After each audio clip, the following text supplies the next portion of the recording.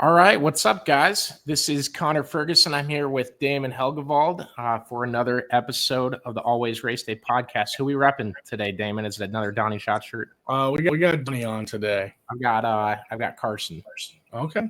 I need to figure out a camera setup that shows my shirt. Maybe. You got to tilt down a little bit. There you go. There we go. That's better than the lights in the background, right? Correct. All right.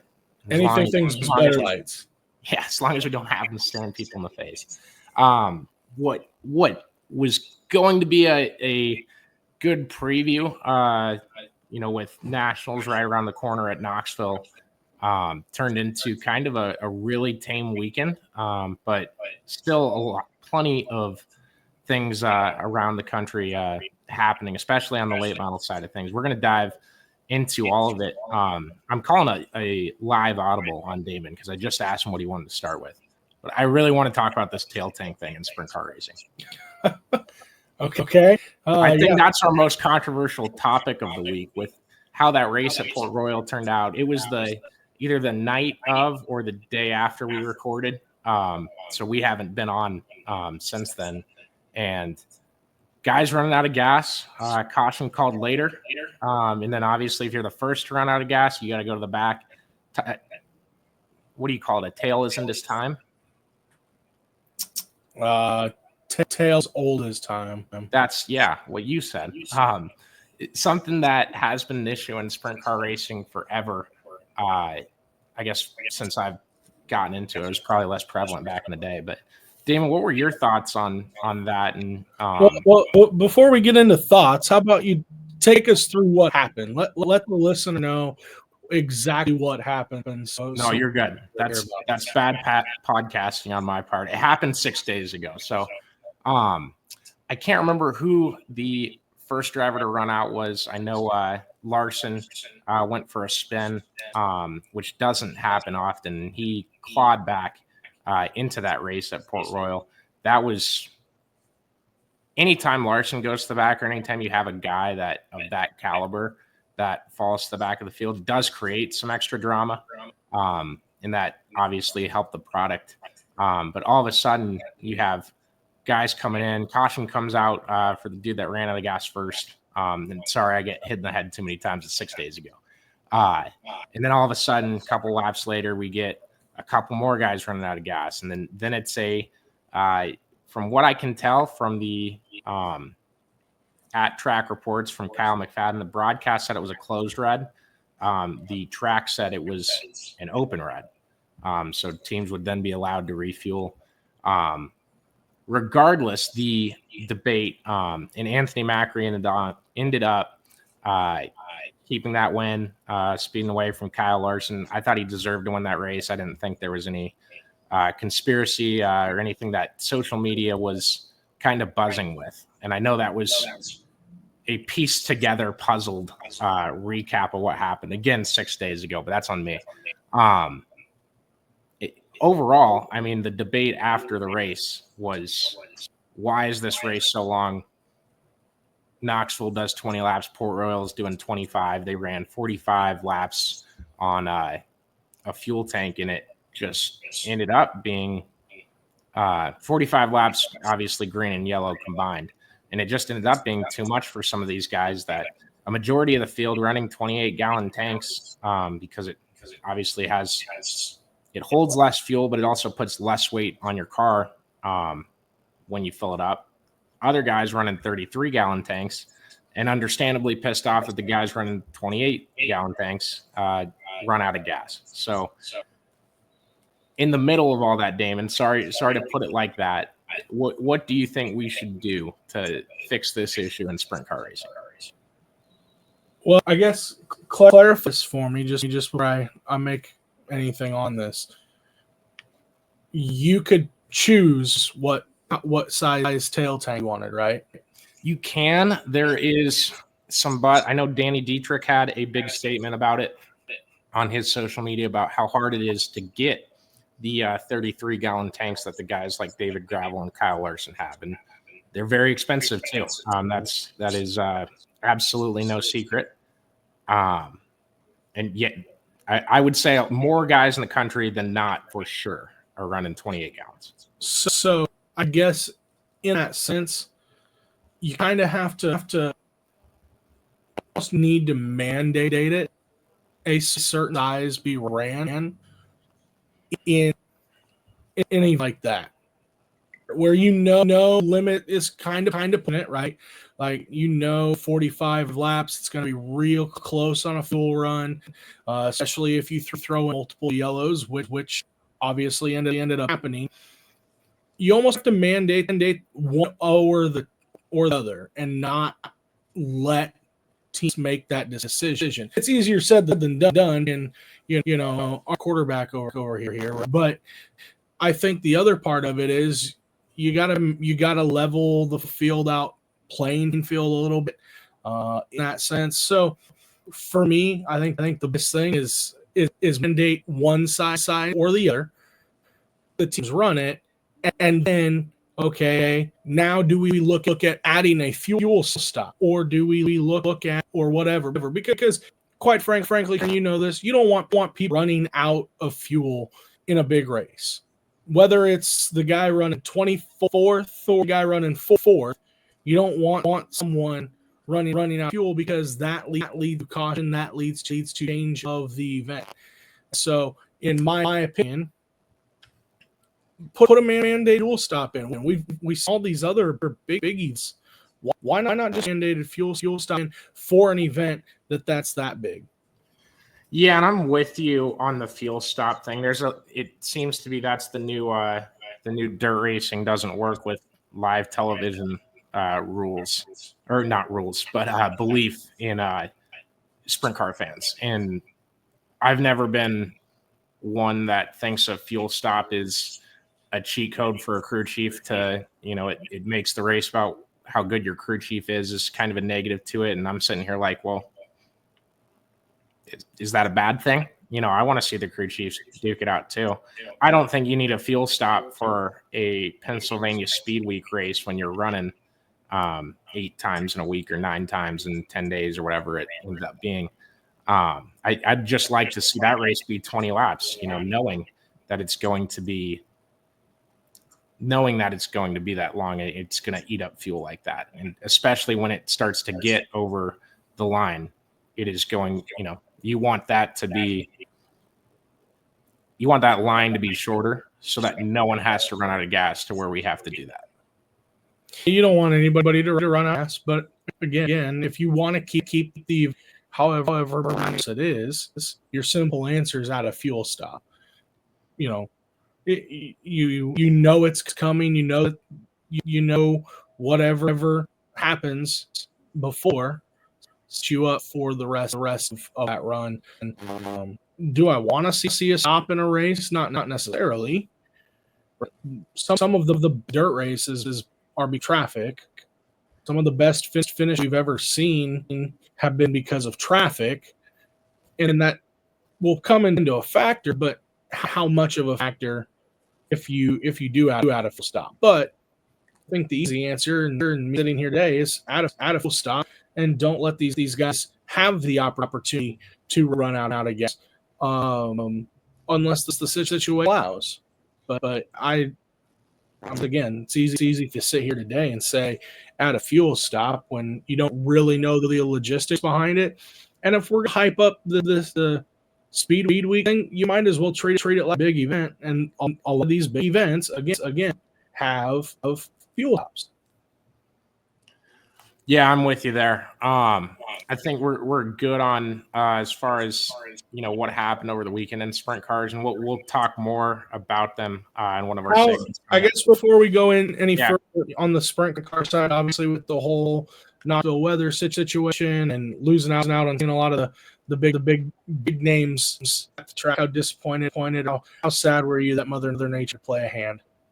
Dude, we were due for a rain out, and I knew it started pouring at 11 at my apartment, and I'm like, man, this is not a good sign.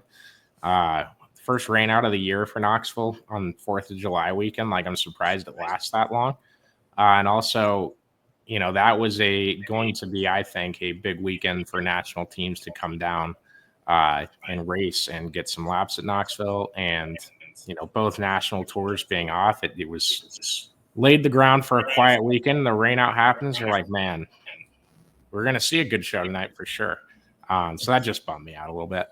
Yeah, most definitely. All right, let's move on into the late model side of things. And unlike the sprint car side, very busy weekend when it comes to both national tours on the late model side. And might as well kick it off the fact that Nick Hoffman is continuing to play at Bobby Pierce's points lead. Yes, he is. It's almost down halfway to 2 weeks ago when we talked about it. It's, I believe, at 50 points. I had the number in front of me, and I pulled up the Lucas points because I figured I would just remember it. But I'll tell you guys for sure in a bit. I got it right here. Here it is, exactly 50 points. There we go. 112 back in Gustin, who's in third, made a massive shot in the last weeks. Yeah, it was the slider. I don't want to say who threw it. I think Hoffman threw the slider, and Tyler Bruning went around and ended up. Bobby Pierce's car was upside down. A ton of other cars in the field were collected. Pierce goes to last, can't restart. And that, yeah, obviously that just puts a, big anchor to him in the points. And I don't, there was some of this. People told me I didn't see the outrage too much, but people mad at Nick Hoffman for throwing that slider and junking so many people back in the field. I don't think he did it on purpose. I watched the slider and I really didn't think. I was like, that's sure it's a chain reaction, but I really didn't think it was anything too bad. Am I echoing on your side, or is that just on my side? No, you're sounding good on this side. All right. It's probably something with I don't know. We were 15 minutes late getting on here because I couldn't figure out how to turn the camera on. So sorry, guys. But I mean, I saw a little bit where people went upset with Hoffman. You saw a little of it. I didn't get a chance to watch. I watched first night more than I watched the second night there at Deer Creek. But you saw a little bit of that where there was some people frustrated and upset, and some of the comments or the interview pieces you saw, they were a little upset with it. But again, I'm like you don't want to see wrecked race cars, but the guy's trying to go for a win and ultimately trying to add points to his stature, and just happened to take out the points leader on top of it. But I don't know. I'm neither here nor there. I would say I'm so it's early in the race. Save your car. Let's somebody else's stuff, race it out at the end. But then, are you doing what's best for you? Yeah, I'm with you there. Do you got anything else for the Outlaw late models? We can preview the week coming up. I want it real quick. I'm going to switch my thing to Wi-Fi because it did not help the connectivity, and I just want to hear you better. So I'll be right back. Yeah. I think the biggest thing on the late model, and we sit here and look at what Bobby Pierce has done in comparison to what Kaufman's done. And obviously Pierce with that 20th place finish on the 4th of July, but first, second, 7th, 6th, 5th. But you look at the same time, what we've seen from Nick Hoffman in the exact same stretch, and his numbers got 3 wins in that same exact stretch, including and then a 3rd and 6th. So what Hoffman's been able to do in that last 6-7 race stretch that he's put together. Yes, Bobby's finishes are bad, but Hoffman's finishes are just that much better, I think. So going to be interesting points battle, and 112 out for Ryan is not that much farther either, especially if a slip up continues between those two up front of him. Damon, my dad says that you're cutting out. You want to attempt to switch it? I can try. I don't have anything to switch to. Reconnect. I don't have anything to switch to, so you're good. But yeah, they're going to Sharon this weekend for a doubleheader battle at the border is what they call that down in Ohio. Those usually turn out to be sneaky good races. At least in years past they have. And then in a couple weeks, it's the PDC for the late models. So a couple of really big events on the World of Outlaws slate coming up with the two pioneers, I guess, of the recent years of the Hell Tour facing off against each other in late models. So I'm amped to watch that the rest of the season. Certainly fun, be exciting. Looking forward to it, I guess, right?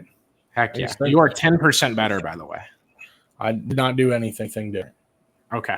that works. Let's go over to the Lucas side. Brandon Shepard kind of debuted a new Rocket One chassis, ends up being pretty fast, and it wins on Friday with Lucas and gets his first victory with the series all season. I think he's up to 6th in points with them. What do you think of that and the slight Justin Fiedler, credit to him, he was talking about it on his show, just some new tubing, not huge changes, nothing that appears to be massive on the aerodynamic side of things, but definitely different things with, it's probably not called an A-post. I'm not the engineer connoisseur of the tubing and the shapes of it, but a couple of different changes with how they make their chassis, apparently, and it ends up paying off for him.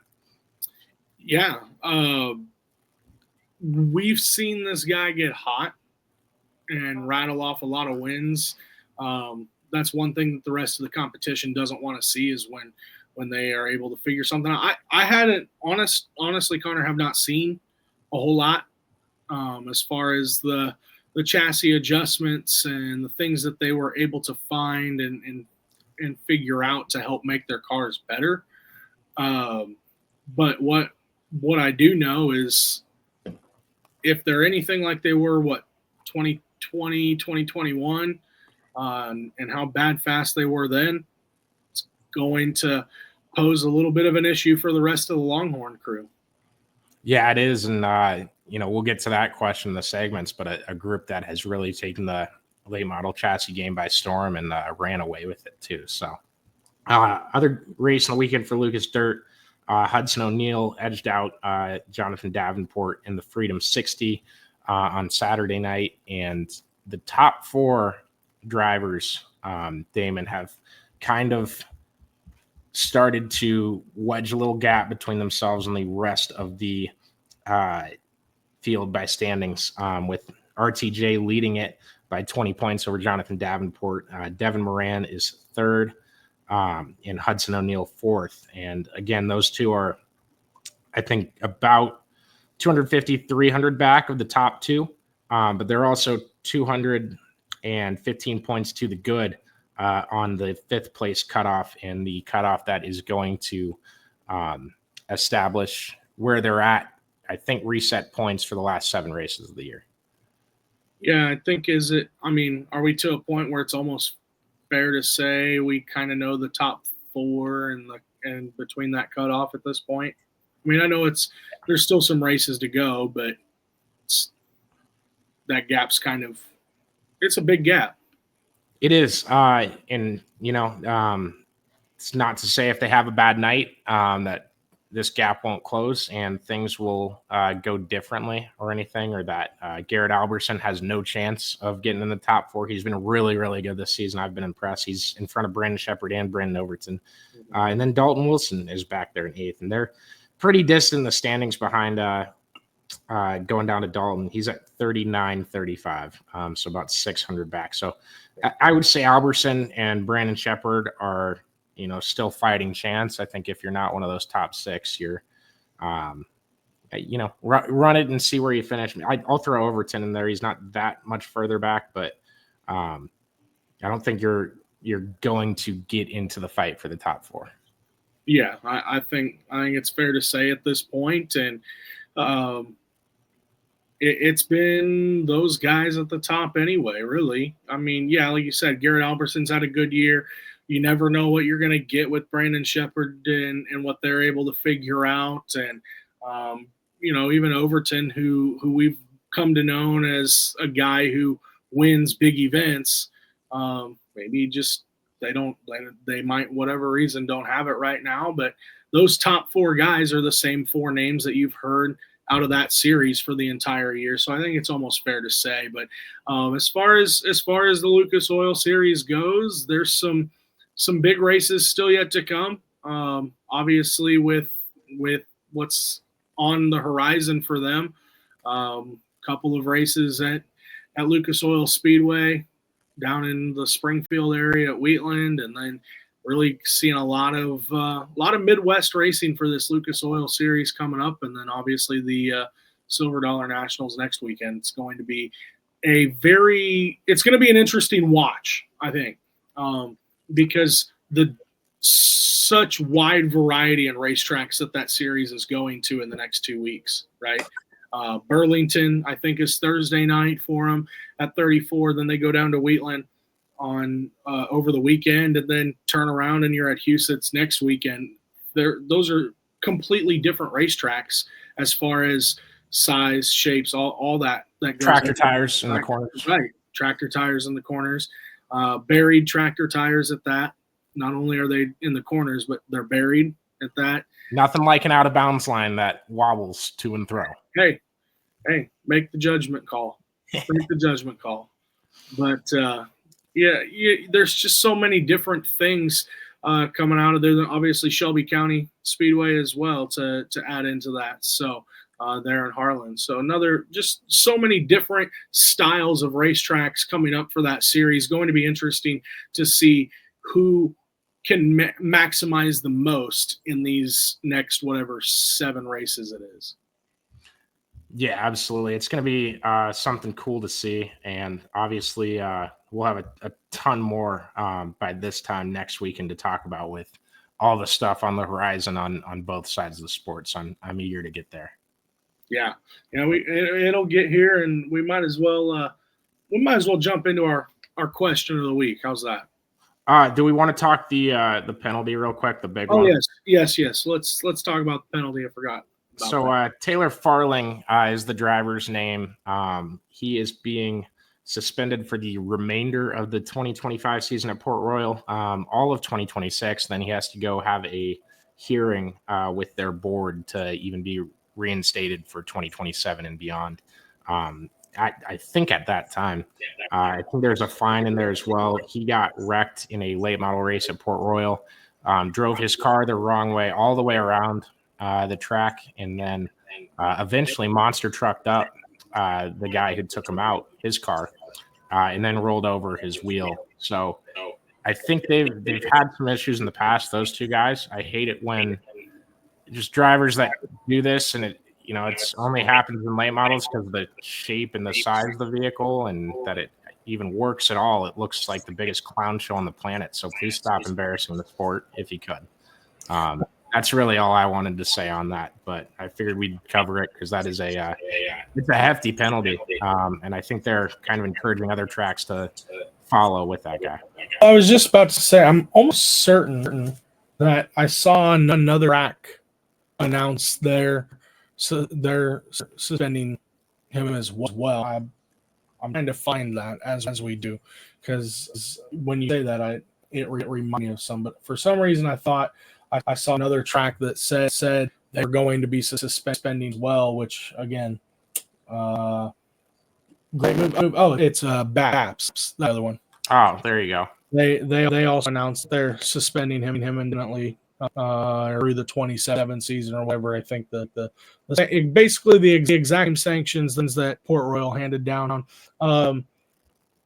Black eye on the sport, like you said, black eye on sport, and listen, I'm a guy who loves watching races, who love watching racers show emotion. You win a race, I want to see emotion. You get wrecked, you get beat, show emotion. I'm all for that. But don't do it with car. There's a way to do it. That's the wrong way to do it. Not only are you putting yourself in jeopardy of being injured, but you're putting the other guy being in that, and the other competitors on the track. When you're throwing a helmet at someone, or you're throwing a fist at someone, the chances of somebody else getting in the slim. When you've got a car that has pulses that can easily fluff. I don't care what rate of speed you're going. It's just easy to hurt somebody, let alone a fan in the stands, right? Yeah, absolutely. And the two things I would say too, that it's a bad look on the sport when you're using your car as a weapon, and in that fashion, it just looks. I almost said the wrong phrase. It looks way too redneck. Just looks stupid altogether. That's fair. That's a fair statement. It does the same thing to the sport that two guys fighting in the most pixelated camera you've ever seen in your damn life is the broadcast we get of it. Like, that looks just like, what race are you guys broadcasting on a potato down there? Like, that's cool. They fight in our sport too. So I think fights are cool. I think they work. I think they work to promote the sport. I don't like monster trucking up a guy because you were pissed off. Go talk to him after. Talk to him on the track afterwards. My goodness. Yeah. We need that chili bowl rule, but we need it like actually. And ever since they like brought it up, and you know, enforce. They've had less fights on that ramp, but no one's fought on the track yet, and I'm waiting for it because that needs to happen. Well, Tony Stewart's always said after he's on Eldora, don't fight in the do it on that stretch. Yeah, he pay money to see this. We're going to a show, and it's not what the event is going around the track as well. And but also to the extent, don't do what I saw another video of a guy just walking across the racetrack in front of moving cars at a race. Probably not the best idea to do that either. Yeah, I'm with you. Zane is in with a question. He says, was the energy pretty split on this, or is there a group of viewers that support it on the track? I think there's plenty of people that support fighting on the track. That's not what this guy did. Literally, like, ramped up. They're under caution, drives the wrong way around, and then into. And it wasn't a national tour race, so it, even like giving it more attention probably is against my, not code of ethics, but thinking or approach to covering this sport.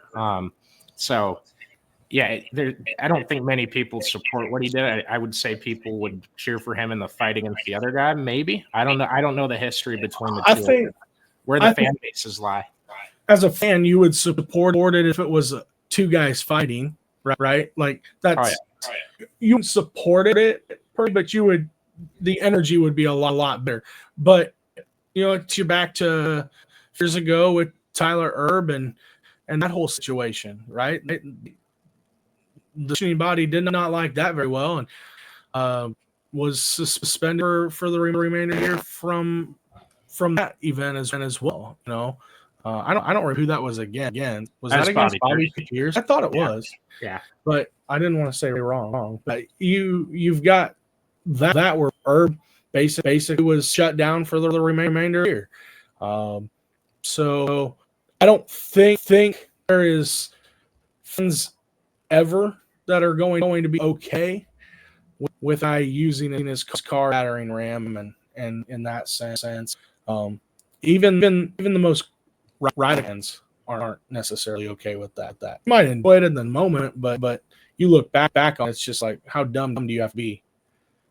And to not even throw in the fact you have to fix your damn car. That guy's not coming over to fix your car. You are the idiot that has to put it back together. Yeah, I'm with you on that. I mean, it's so many levels where you can do better as a sport there. Amen. Are we going in and out, or are we going question first? Let's go to the question first, because it kind of plays into a lot of what we've been talking about, these big events.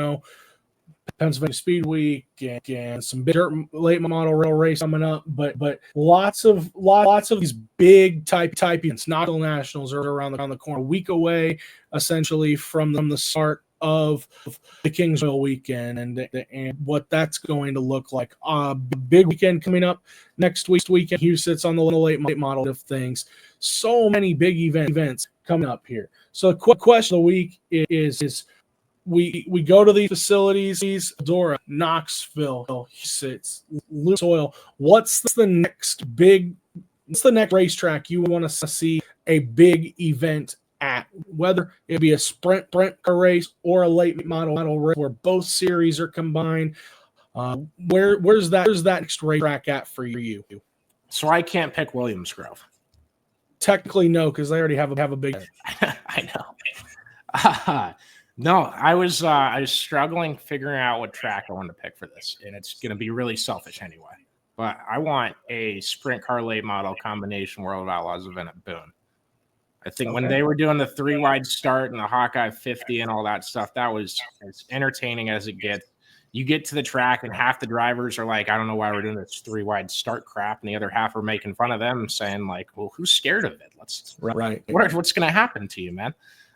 That was one of the coolest races I've covered that was just kind of a normal show, right? Mm-hmm. Like it's not the hyped, it's not like C or Kings Royal or something. It was like on a Monday and Tuesday, I think, when that was happening. I would love to see something like that. Yeah, and that's the other part. You have to. They don't even have to be combo races or both late model and sprint. I'm thinking more along the lines of Outlaw High Limit or Outlaw and Luke Oil. Where that big event might be. For me, you went the selfish route, so I'm going to go the opposite end of this from here. They have bigger races, but I want to see a combo event at a racetrack like Las Vegas. Like Outlaws High Limit? Yeah, I want to see one of those there. Why? It's in Vegas. You can hype it up in so many different ways. Yeah, got that backyard where you can hype up. Vegas already easy when it comes to things like this, right? To hype up whatever. But the way that the Outlaws and the Highlands are playing off the Battle Royale rivalry scene, what better to do it right now in Las Vegas? Yeah, I think that'd be cool if they, put something together like that. Obviously, that's a kind of a pipe dream with how they work together and that's the point. They work together. It's a pipe dream. These questions aren't necessarily reality. We've never reality before. Says Mr. I could have put a dump on the backstretch for no reason. I'm with you. My other pipe dream is like let's put a late model or a dirt race close to where they're having Monster Jam and show them how to prep a track. But we'll get to that. Yeah. That's for later in the show. I put it at the end so that if you guys weren't interested, you could skip past it. But I skip past it. No, anybody. I'm saying, okay, good. I'm gonna skip past too while I'm at it. But so that's question of the week. Curious where people come in, because obviously everybody's going to pick their home race, right? It's easy to me. I could say Lake Oak, right? It's literally 30 minutes front door to the steps. I could say, hey, it's Sweet Springs runs right in the road where USAC's racing at tonight for the West Midget Week, but I want to see it on a bigger, grander stage. We continue to talk about hyping up the sport, putting it on a bigger stage. There's no place to put on a bigger stage than Las Vegas for Battle Royale side. Zane, with another comment, he says Gastonia. You got to let me know if that's a track, because I don't think I've heard of it. If it is, never heard of it. I was questioning that when I saw that. I didn't know if I said Gastonia in a verb or adjective type way. I do that sometimes. I make up my own words. You do. Words and phrases is what you're good at. All right, should we go to In and Out? Let's go to In and Out. All right, our first In and Out. We'll go on the sprint car side of things. Them a little love. Nash sprint car teams getting the weekend of the 4th of July off. Connor, are you in? You out? I'm in on the teams getting it off, as long as that's something that they want to keep pushing for, having it off. I don't think it's a bad thing to have an off weekend and give them the option if they want to race or not. And I think the rest of the motorsports world is typically on the 4th of July. Like, there's stuff going on. It's not anything short of a weekend as a whole. There's always a big NASCAR race on. If the 4th falls on a weekend, everyone's talking about the hot dog eating contest for 5 hours. So it's, you're not losing any fans not racing that weekend. That said, I've loved what Cedar Lake has done in the past. when they've hosted the 4th of July race with the Outlaws. I think it's turned out really cool. So, they're splitting hairs there. I would bet you High Limit is going to keep having it off. And I think the Outlaws will again have it off next year if this weekend was any indication, and Knoxville being rained out kind of cemented at least the fact that like their teams didn't all run and race somewhere else. Yeah. I since I saw this one, I was not sure which way to go. So for the sake of listener purpose, I'm going to be out on it because I'm for teams having the opportunity to be off. In my opinion, there's better places for an off week in the schedule. There's a lot better places for an off week in the schedule. Hence, the weekend before Knoxville, the weekend after Knoxville, weekends in between bigger events. Okay, 4th of July. When you think of the 4th of July and what we like to celebrate fireworks, right? That happens in racing. There's fireworks, and I feel that that's an opportunity. I'm like you. What Cedar Lake's been able to previously is a really thing. Put on a great show, and there's opportunities for an Independence race weekend showcase, whether it be at Cedar Lake or somewhere else. I just feel there's opportunity for this to be a market for fans. Gives people something to do. I know there's a lot of things to do. There's a lot of opportunities for people to go whether to the pool, to the beach, to family cookout, barbecue, camping, whatever. Here's an opportunity for the world of outlaws to tap in somewhere that maybe they don't necessarily get to quite often. So I think or High Limit for that matter. Like you said, I don't foresee them jumping out of it anytime soon. For our listeners' sake, I'm going to say out on it just because you went in, and I want to be friends. All right. What's the next one? Are we in or were we out? Chassis Wars in late model racing is not as big of a deal as it has been a few years ago. Connor, are you in or are you out?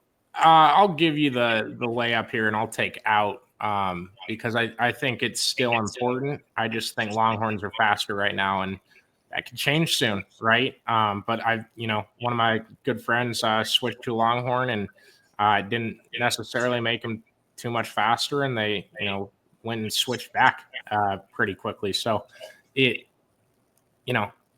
doesn't. It's not make or break. It doesn't mean everything to late model racing, but it definitely plays a role in what combination you can put together to go faster. And, that includes your crew chief and what he prefers to work on and what your car prefers to race with, depending on the shocks you have and stuff like that. So I'll just go out. It's still a big deal. Just doesn't seem like it because there's less guys competing at the front with different chassis names. See, this one I actually was in on from the get-go. Only for the simple fact, I remember us had a conversation not too long ago about the chassis battles. Longhorn, Rocket. Those two in particular. And those two, you see one win one weekend, you see one win the other weekend, and vice versa. I think, in my opinion, while yes, I think Longhorn is just a little bit better, it's not hyped up near as much as it was. Like, we're not hearing, this chassis is much better than this one. We're not hearing, the Longhorn is just that much better than the Rocket. The Rocket's still out there winning race. Like, we're not hearing that near as much as we did. And maybe you are, but not. I'm on social media and don't see near as much as we did about that. And I feel there's still battles to be had. But I think right now it's more or less, in my opinion, it's more or less like it's not. It's looking like the battle is off. That's not to say it's happen again and it could come back. But right now, it just to me look like there is no chassis war happening across late model racing. You don't need it from a local level at this point. Like we it got so bad you could to a local level events. Like there were guys hyping what they had. Cassie run a regional tour. We're not seeing that right now. Yeah, no, I'm absolutely with you. Obviously, it's definitely like out there, and I don't know. It's always something that doesn't interest me to follow because there's so many different ways that it could go. Well, most definitely. There's so many different ways, like you said, and so many opportunities. But you don't know.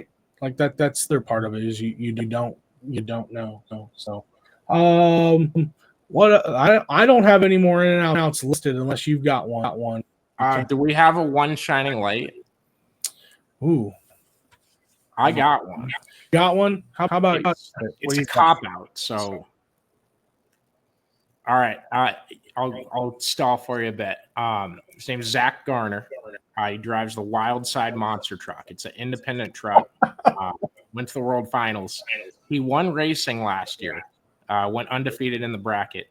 Won every race in his bracket this year up until the final championship race. So I think he was 8-0, 8-0 or 9-0 or something like that. Brett will know for sure once he gets on here. Got to the last race, his steering broke. He also had led freestyle from the Friday night trucks. They split up the format. We're going to talk about that too. So he had a kick-ass freestyle run. He's been amazing in his career. This is his second World Finals, and he has been to the championship race in both years in an independent monster truck. So they got a budding star in that guy. I hope the Wild Side truck becomes a household figure similar to what Gravedigger and Avenger have been. How's that? How's that for a shining light? That's shining all right. That is most definitely a shining light. I guess my shining light is for all the wrong reasons, and I'm gonna put it on Motley Motorsports Park, the racetrack, 25 minutes north of where I'm at right now. They run a Tuesday night series every other Tuesday. They race whether it be mods or B mods. They run hobby stocks, things like that.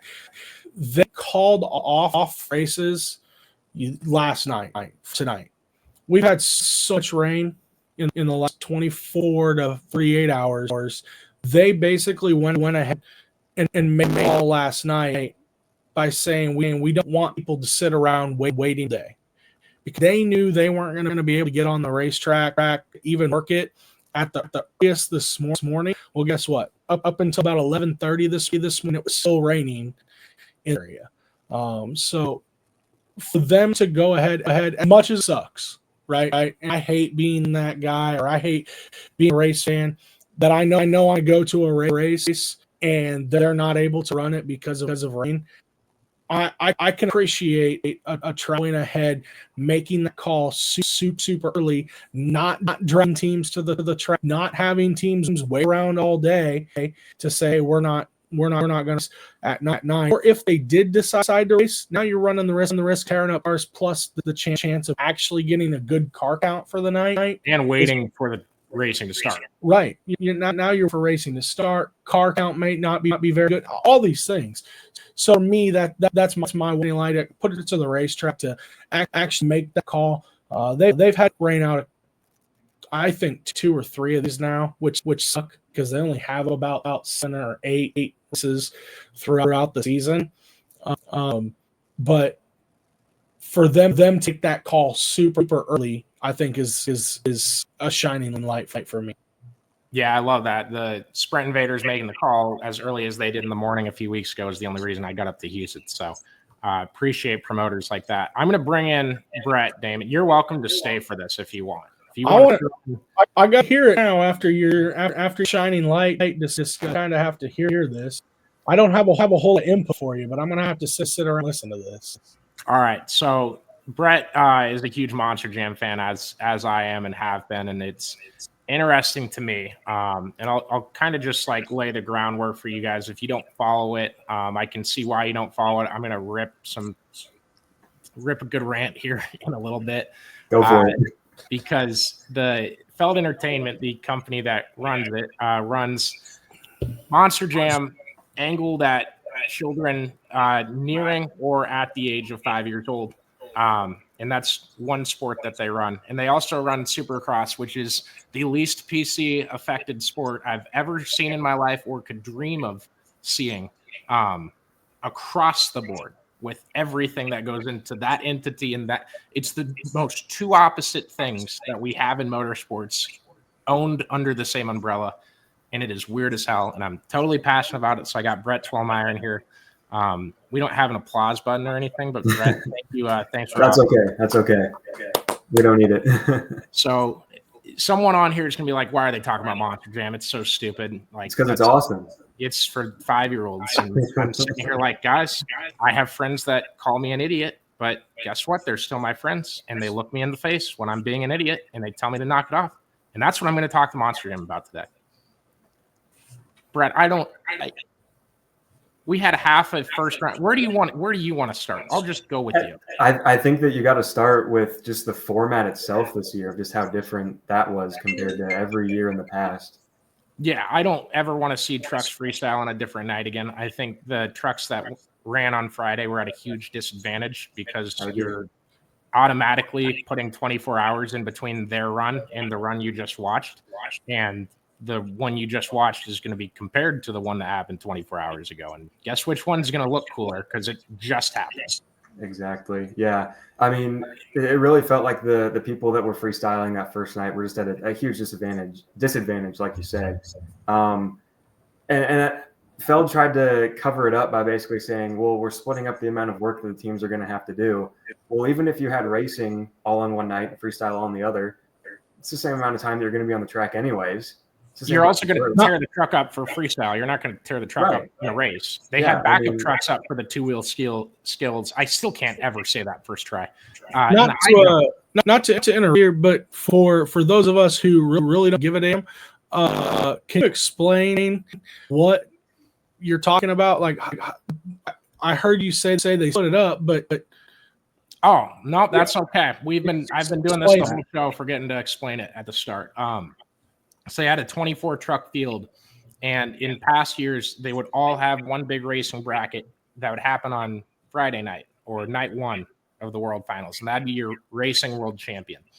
Then on night two, they'd have everyone freestyle, and they get 2 minutes to tear up whatever you want on the track. Mm-hmm. This year, they took 12 of them, ran a racing bracket on Friday, then took the other 12 trucks that didn't race and freestyled them on Friday night. Saturday, they flipped it, and the opposites did the opposite thing. And then the top two, the ones that made the championship race from Friday, went to Saturday and got a couple practice runs on both lanes of the track. And then they had a third place race, which I wasn't too keen on. And then they ran a championship race between the Friday winner and the guy who won on Saturday. So yeah, I see what you're saying. Now you're if you happen to run on Saturday, you're almost at a disadvantage, right? Yeah. If you're racing on Saturday, I think you were at a disadvantage throughout because you had to freestyle on Friday and just in hand. You're not gonna like the later you go out, the more likely you are to score. How many or did if the who ran Friday in the racing portion, were they required to freestyle on Saturday then? Yeah. If you race on Friday, that almost makes the harder job. Like you're racing Friday, you make it championship on Saturday. Well, now you got to go tear up your truck and freestyle, and then turn and race it. Well, they raced first both nights. Okay. Well, that's the only thing. But still, like if you run Friday and then you're in the championship, I guess like don't wreck in the championship or break your steering. Thankfully, the guy that broke his steering was Garner, and they'd already freestyled, so it didn't really matter. But yeah, Brett, what was? Give me something else because I mean, I think we tore the format apart. We can go more into Garner and just kind of like what he did, honestly, in his freestyle run. Dude, they got a star in that kid. Yeah, I mean, just to follow it up, I mean, tearing up his truck literally, it felt like a Tom Mintz Maximum Destruction type run from like the mid 2000s. That's a name I remember. Mm-hmm. Yeah, damn straight. Damon, I think he had 3 wheels and the carcass was like weighing down on the back axle. So anytime he was in the air mashing the gas, the wheels were moving like wobbling, that. So, he kept it going too. The guy with the shutoff button needs to lose his job because of the 13 seconds that Garner lost, and then Weston Anderson lost another 13. And I'm not sure why that guy has a hard on for pushing that damn button, but I mean, it happens all the time. Like I know. The whole season, they just shut him off for whatever. So I went back and watched Old World Finals on Sunday just to get ready for this rant. And let me tell you what they didn't do, buddy. Let me tell you what they didn't shut the damn trucks off. Probably didn't have a button.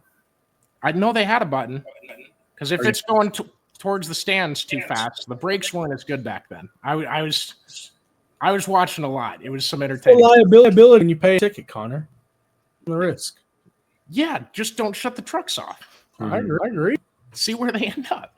That's all I'm saying. I mean, there was a point, I think it was on night 1 of freestyle.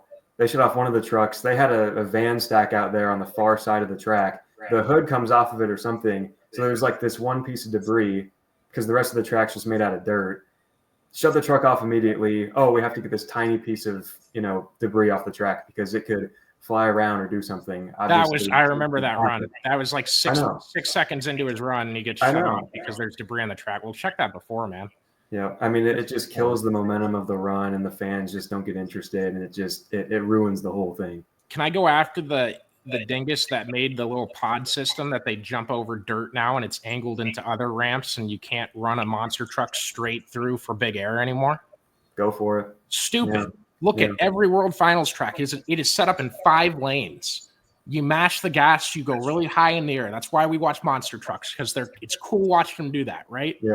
Why are we putting diagonal jumps in the landing zones beyond these other jumps? To make them land weird and do crazy stuff, I guess. And then when you don't freestyle on a separate night that you race, you got to use the same layout for the track, and that makes it even worse. Yep. Yeah. No chance to fix it. Oh, also, I know on Saturday they steepened up that the back of the ski jump. Stupid JCB stunt. If we're gonna do a stunt, I want them jumping over trucks. It's not impressive seeing a truck jump really high to hit this robot out of the stands, and then they do a high jump competition, and everyone goes lower than the truck that jumped over that. Yeah. I mean, when they did the JCB stunt, when it jumps and hits that huge styrofoam robot thing, and I was wondering if he was going to jump higher than the 8 trucks that were in the high jump competition. I really was. I thought he got higher than some of them. I think he had more of a warm-up line for sure. That's true. Yeah, he had more of a warm-up area. By the way, the high jump competition is stupid. I agree. It's all I get it's all a skill of pitching your truck, and I get that's why they're doing the back tires, but it was so dumb. But now, I mean, that competition. So Dennis Anderson, the icon, creator of Gravedigger, 4 world championships for him.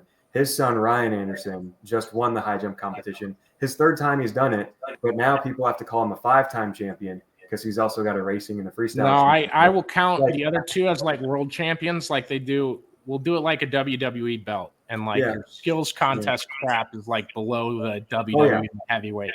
Yep. Yeah, my brother and I. We call the racing and freestyle the majors, and then the minors are the skills championship and the high jump, just because they're dumb. They get they get championship claim for that. Yeah, because it's at the World Finals. So give a rat's ass. Huh?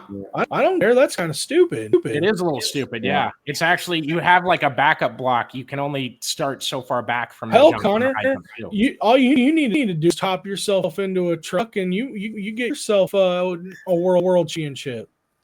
Hey, if anyone wants to give me a ride just for that and show me exactly what I'm confident I can do it perfectly. Just put bigger tires on the Impala and you'll be fine. We'll have a Bigfoot walking around. See? That's definitely an idea. No, where should we move to next? Do you want to go to? Well, we can talk kind of Friday, but the racing. Let's do that in the track prep. They had a whole round of racing, Damon, on Saturday, where one of the lanes had a bunch of ruts in the. It looked like a bad night at Peevely or Eldora. It had a bunch of ruts on the exit of the corner. 4 trucks in a row spin out in the first round of racing. They all lose. They don't re-race or anything. They fix the track afterwards. And from that point in the night on, that lane won 5 of the next 6 races, including the championship. I mean, so they fixed the lane? Yeah, they fixed the lane after the first round, and it was incredibly piss poor, not maintained. Mm-hmm. Interesting. I guess I'm not as bad as you probably are this, coming from the drag racing world, because while it is very, very rare, you have seen it where first round has lane that is just absolute terrible. It's awful, and nobody can get down it. All your winners from the other lane. By the time the second round rolls in, or the third round, or into the final, that lane has been fixed, and now all of a sudden we're seeing more wins come out of that. So I guess for me, is the drag racing background that I have not as big of a deal for me sitting here watching. Yeah, it sucks in the first round, but if you can find a way to manage get out of it, sorry. Better. Yeah, no, that's definitely fair. I was getting real angry with the guy on the lead broadcast that was trying to allude that was any of the drivers' faults, that they didn't get deep enough in the corner or something. He sounded like the biggest idiot on the planet. Sorry, I won't say that. I could have looked up the name and I didn't specifically, so I wouldn't say it. But God, he said everything that I've been taught to not say in motorsports, because people will think you're doing this. Mm-hmm. If that makes sense. Well, I kind of have my gripes with the hosts themselves and how Feld kind of goes about hiring them. A lot of them don't really have like a big background with Monster Jam or motorsports. They're more so just entertainers or in the entertainment business. And right. I feel like that's kind of an issue in itself. I get the Monster Jam in the entity of itself. It's more so entertainment. It is a motorsport, but it's motorsports entertainment. But I mean, in years past, it just feels like the Monster Jam as a whole, or even just the World Finals, has kind of lost that feeling of this means something, right? Like when they advertised it this year for Salt Lake City, they were like, oh, don't miss the family event of the summer. Get autographs, meet the drivers. No mention of we're crowning 4 world champions at all. Yeah, So first off, I'd give 3 toes on each foot to have Scott Douglas back doing the calls for the World Finals. He's one of my favorite. Right there with you. I put him in there with Scott. Scott is the best. If you go watch an old Monster Jam World Finals video, I guarantee you Scott Douglas is on the call, and he's doing a phenomenal job. He was color, I think, the first year, and I think one of the second 2 or 3, he switched over to play-by-play, and he is amazing at everything he does. The fact that he still – I Googled his name to see what he was doing, and he still had a Monster Jam shirt on in one of these photos from like 2023. And the fact that he's still around and not in that booth, it kills me. It absolutely kills me. And you have hosts walking around with microphones. They had was it Garner's brother that introduced him? I know Pagliarulo's brother did one. And then anytime Jim Kohler's on the microphone, they had drivers introducing their trucks, doing a better job than these hosts. And they're just more boisterous personalities. You heard better interviews because they're allowed to compete for the first time in a year. Shut your kids' ears off if they're listening for spoiler here, but they don't compete the rest of the season. They kind of go out and put on a show. They're not really actually, they do have a point season this fall. It means absolutely nothing, but there will be points this year. Is that going to be, are they allowed to compete? Is that what it, allegedly? Maybe not. Maybe that's the closest thing we can get to hope of you might be able to watch some Monster Jam and pretend it's competitive. Yeah. I mean, it is what it is, I guess. It's just so. You went to the 3 shows in Des Moines. We did, yeah. Yep. 4 trucks did a backflip. None of them did a backflip in multiple shows. That's correct, yeah. And it's so easy for those trucks to do it now. They have ramps set up to make them do it. Right. Yeah. So a couple years ago, when Jim Kohler, Avenger, that team was there, I was talking to his teammate Corey Rummel, one of the Megalodon drivers. I kind of asked him, I was like, how come it's only one guy who does the backflip at these shows? And he said, well, the dirt kind of gets moved around and the pieces get out of place and we can only do one per show. Corey Rummel lied to your damn face, Brett. I know. It's like, I feel like we can have everybody do it if they're willing to. The pod's supposed to stay in place. And no, not going at Corey Rummel here, because I'm sure that's what they told him to say. Probably. But you have drivers lying to, I mean, you're not a kid, but you know what I mean? Like, that just sucks. Yeah. Like, come on, guys. Yep. And on the other side of your sport, you have dildos being thrown on the stage after podium celebrations. So I guess I don't see why we're catering to the 5-year-old kids. No, yeah. And then it sucks too, because in arenas like, Wells Fargo Arena, or I guess the Casey Center now, as it was a week ago, when you have just the one truck do a backflip in each freestyle, I wonder they which win freestyle every time. There's no point for anyone else to do anything. This truck did a backflip. Obviously, they were the best one. They win. By the way, I'm so sick of judgeszone.com and letting fans have any impact on the sports. I don't know if it's fake or not. I hope it's fake. I hope to God it's fake, because that would make me feel a lot better about the results. I didn't think the wrong guy won, but it's really stupid when you see a guy have like a 5.6 and the fans say 8. And I'm like, what the hell did he do to get the fans to say 8? The run lasted 15 seconds. Exactly. Yep. And I feel like that's kind of the reason why they had the expert judging go up to 75% of the weighted score for World Finals this year, because there's just been that issue of having 50-50 in the past. It's like, did the right truck win? I think that having the experts like, Dennis Anderson and Tom Mintz and the other people they had this year, that's a better idea, to have the experts way more than the fan score.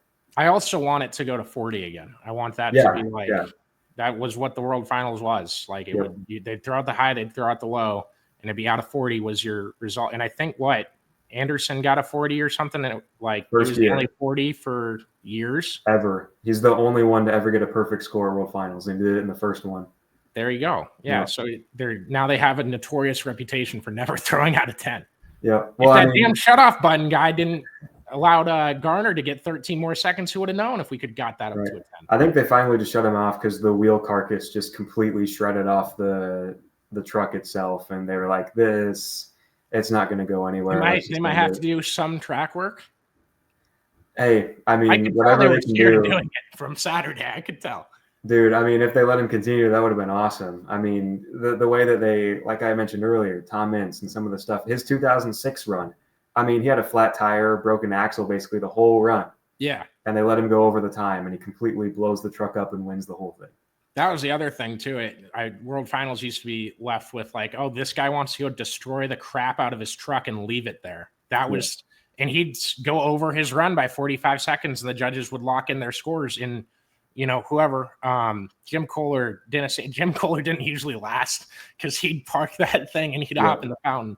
But how many grave diggers that we saw just run it into the ground.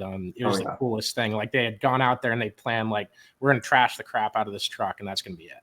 Yeah. And it felt like that's kind of just the grave digger mantra. That's what Dennis Anderson brought to the table. And it felt like a lot of people did that this year. I mean, there was just a lot of wrecked trucks. I think the first 5 runs on Friday, everybody flipped at some point, or something happened where they just kind of wrecked the truck somehow.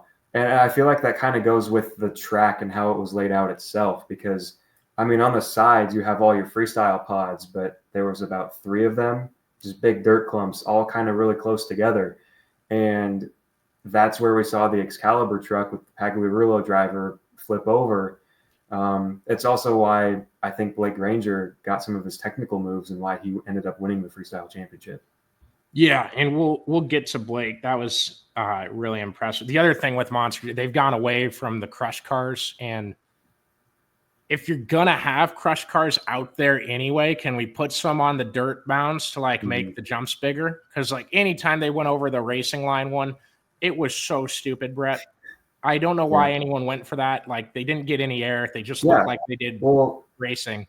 So I went to the World Finals a couple years ago in Nashville, and that one was better because it was multiple days, or it was all on one day because it rained out one day or something. but they had the racing competition. And then after it, instead of keeping the ramps, really low like this, they angled them up. Yeah. And it made it so much better. The trucks got really big air. The guy who won the world championship that year, Thunder Roars, had the biggest jump of the night because of that, off of the racing lane, because they fixed it up and just made it steeper. They didn't do that this year. And whenever someone would just go over the racing lane this year, I was like, what are we doing? You're not going to win. Question. Is that because in Nashville they had steeper ramps there? You guys keep talking about previous years. Do you think it has something to do facility wise why they're not able to do some of the stuff this year? I don't think so. I think more so this year it was just because they had the 12 trucks split up into 2 fields, just so that they wouldn't have to work on the racing lane, like the jump part specifically, to go to the finish that much. Just keeping that the same, I think, was probably what they were going with. I don't think it's a facility thing either, just because Rice Cycle Stadium as well as Nissan Stadium, they're both open air stadiums. Right. I just, some of those college stadiums, Rice Cycles, they tend have a tendency to be a little bit smaller. Right. A lot less room from wall to the side. So that was something I thought about while I was lit of this is, maybe it's a facility thing. But so one thing that I don't think we mentioned at all that they did do this year, they took one of the end zones where the stands were, and they brought the track up there. That's where the final turn was of racing. So they had dirt angled up into the stands. It really just made the track a whole lot wider and longer, and I think it worked really well for the most part. It grew on me the whole weekend because I'm used to them coming out of the parking lot in Sam Boyd Stadium and going down Thunder Alley, and it was simple. It was tough to hit the turn perfect, and that was your whole track was an 11-second run, and I thought that was the beauty of it. And you actually had like a comparable skill of this guy, because the track never changed. Well, now we do a different track every year. The corners always seem to be a trending topic. And then the announcer says that Zach Garner won a racing title last year because he picked the right lane. No talent needed, just pick the right one. You're good, buddy. Like, I don't know. I'm impartial to that, but I liked the racing on Saturday especially. Yeah, well, I mean, this year it kind of did come down to picking the right lane. Like we were talking about, the first round on Saturday, just the red lane was not it at all. Nobody could do anything. But once they fixed it, it started winning more. Todd LeDuc, who ended up winning the racing championship, dominated the red lane on Friday. And once we knew that he was going to have the fastest time, he'd have lane choice. The red lane was better than it was the day before. He dominated the day before in it. I mean, it was kind of over at that point, regardless of if Zach Garner and Wildside was able to compete with steering or not. He picked the other side, didn't he? He picked the side that was bad. Well, technically, yeah, but he picked the red lane, which was the bad lane in round one. Turned into good lane. Yeah. But I mean, that's the lane he was winning in the night before. Dude, also, his interview was so disappointing. I've never seen a guy that is less fitting of the personality it would take to drive the Metal Militia monster truck 10 years ago. See, I think what happened was, my thoughts on this is once he lost that, attitude type of truck with the Metal Militia, then he goes to Monster Energy. Monster Energy backs out of the sport, so does Metal Militia. He gets put in the Blue Thunder, which he started his career in, but then they're like, hey, Todd, actually, we want you to drive Megalodon. I think at that point, he kind of started to not care as much, and I think that we saw that this year, even in his celebration. Like, he wins the race, he gets out of the truck, he stands on it, he just kind of waves to the crowd. No, it's a shark they painted to be red, white, and blue, and I've never seen a red, white, and blue shark in my life. Yeah. And then the Stars and Stripes paint schemes, I mean, I get it, why they did it, but it's like, really, this is just kind of cheesy. I like doing it on like a Gravedigger and having one like that because you needed another paint scheme because they were doing – so the Gravedigger trucks did 3 throwbacks for the Anderson kids. And then Tyler Meninga debuted like the new Gravedigger scheme, and they just made some of the names on the side of the truck yellow, which I thought was pointless and stupid and didn't need to change in the first place. It didn't look different at all. Yeah, it looked the exact same, especially from afar. Weston Anderson's beat up truck looked badass. That thing, it was the Gravedigger original red and gold, and not Point and Iowa State colors, but that thing looked so amazing out there. It did. I wish they gave it a better name than Gravedigger Red Primer, though. Oh, it was always just Gravedigger. Yeah. I mean, you could call it like original Gravedigger or something. I just feel like Red Primer was just kind of boring. They had a couple of those running around out there. Yeah. So I get that. Weston looks really, all the Anderson kids look super good in monster trucks, but seriously, that Garner kid, I mean, that's a star in the making. Oh yeah. Are we going to Blake? I think so. Yeah. All right. So Blake Granger and Monster Mud Dalmatian won the freestyle championship. He went out with about 4 trucks to go. A couple other trucks didn't do great. And then Tyler Meninga, he's an Oskaloosa native, drives the Gravedigger truck. Widely regarded as one of the better drivers in the sport. Very, very, very talented. We're going to have him on here someday, I promise. I can get that for you if you want. I can try. You can join for us. You can join with us. Yeah. Damon's already getting tired. He's like, how much longer are we? We'll wrap it in 10 minutes, Damon. How's that? Which we usually talk strategy after we do these podcasts, and we're going long kind of. But Gravedigger goes out with Meninga driving, and the truck, like I don't know if he was trying to do a stoppie or just roll off the ski jump, but right as soon as he goes off, the truck dies as back tires are in the middle of the air. He flips over, and the Monster Mud Dalmatian crew starts celebrating because it was 3 seconds in the run. They knew they had won it. The clip is on our Twitter. The first thing I'm going to say is Blake Granger deserved it. It was really cool. Actually, we'll get to it. I don't know how the hell Monster Jam didn't have this clip everywhere on all their socials right after it happened. That was the most TV moment I've seen in Monster Jam in the past 5 years, at least, probably 10. Yeah, I completely agree. I mean, I didn't know what to say after it happened. I was like, did we really see what we just saw? Because, I mean, Tyler has just taken this sport by storm. The way he started, I mean, like you said, Oskaloosa native, moves to North Carolina to work for Dennis Anderson when he's 15 years old, moves in with the Andersons, starts in Blue Thunder, gets to the Gravedigger truck. I mean, he's won 7 tour championships in a row, 7 straight years of just pure dominance. Wins the freestyle championship last year. So obviously he's coming into this year with something to prove, trying to back up the championship. And to have, I would say, easily the biggest letdown in just Monster Jam history, probably, of having that happen. I mean, it's crushing for him. And it's, if you guys don't know about Gravedigger, they put out like 13 trucks. I mean, if there was 13 Monster Jam events, they would race 13 Gravediggers at them. Yep.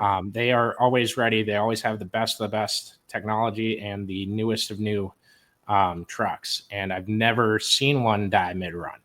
Really. Yeah. I mean, it's been, not even mid-run. From things like tearing it up, freestyling and stuff like that. But I haven't seen that ever. Yeah. I mean, it was just dumbfounding. I feel like Tyler's going to take this, though, and just kind of go into next year with an even bigger fire under him. He's not going to let it slip away next year. I'm going to tell you that right now. He's going to lay down one of the best performances he's ever had at World Finals next year. Yeah, but he's not going to beat Jim Kohler. Hey, I mean, we'll see. We'll see. By the way, freestyle order. If you have a championship, you go out last. That should absolutely be. It should go the least likely to score a 10 to the most likely to score a 10. That is how you order your freestyle to keep the impending excitement in the crowd. I don't know what the heck we're doing with putting some of the drivers we did in some of the spots that we saw. That completely dumbfounded me. It's always been like that. Gravedigger's always been the last one out for years and years and years, and I haven't heard a soul complain about that in my life. Right. Plus, I mean, he's the star of the show, obviously. Right. Don't you want to keep people sticking around to see the best of the best at the end? Yeah, I just want I just want the good ones to go out last, so that his run's pretty good, but it's going to have to hold up against 4 former champions. Like, that's cool. That creates anticipation. I mean, it's like so many things they have moved on from or are doing differently that they could switch up their strategy to a lesser extent than they did with these things and have a smashing product. It'd be amazing product if they did all their things right that they could control in between. Yeah. That's what frustrates me the most, but it's cool. We saw Blake in Des Moines this year freestyle. He won on Sunday, the show I went to. He won every day. He won every single overall. Okay. Yep. Yeah. Yep. So, and then Just he goes out dominance. to the world finals and wins the freestyle championship. Yep. I don't think we've ever had the eventual world finals champ in Des Moines at the start of the year. We might have had a racing one. I'd be hard pressed to find a freestyle one. I don't think freestyle, but I might be wrong on this, but I'm pretty sure when Tristan England won racing, he might have. Yep. Yeah. That Nashville that year. Yeah. I think he was in Des Moines that year. I might be off by a year though. And then otherwise, maybe a Pablo Huffaker, but yeah. I don't even. Yeah. The years would have to line up, and I'd have to go. I mean, he could have been there in 2007 when Pablo won freestyle 07. So. Did Pocken win in 2007? No, that was Huffaker. I'm at racing. 2010. Oh, 2010 freestyle. Yep. Did he win a racing? No. Huh. Those two just have the one freestyle championship. Yeah. Gotcha. Yeah. You see, that's why I bring Brett on. He knows I want to do this historian shit in my free time when I get older. It's fun. It's fun. It's a cool sport to look back on because the early days of it. I mean, I watched 2 world finals on Sunday night I watched 1 and 4. And I forgot Brian Bartle won a world title for 1. Yeah, Wolverine. I was like, oh, Jim Creedon's winning this for sure. Bounty Hunter. Absolutely. And I always liked Wolverine growing up, and I wasn't a superhero fan, but I liked that truck. Yep. And that product still holds up. It's not boring in the slightest. Even if you look up who wins or know who wins, it's still just kick ass as it gets. Yeah, I think the one thing that I'll say about Blake here real quick and just kind of his season as a whole, last year he was kind of stuck on the international tour. He won that. I mean, the international tour just kind of it's like its own thing. It's not really a tour that Monster Jam has. He wins that. He takes Tom Mint's spot at World Finals and Max D. This year he finally gets to be on a tour again. Comes to Des Moines, tears it up, wins his tour championship. I thought personally coming in the World Finals, he was going to win racing, and he qualified first. So that was something. And then he spins out in the other lane that we were, talking about. But then that was Friday night. That wasn't a part of the really bad night for those lanes. But he did spin out later in that corner. That track made my guy Jim Kohler look like an idiot. Gotta say. Yeah, I mean it was a tough one. It was tricky. It was, yeah. But I mean, Blake put out one of the most technical, best big air runs. I mean, he hit literally everything in the book that you would want to hit. He went like a stoppie into a slap wheelie, but went right back into a stoppie. That's not a sky wheelie.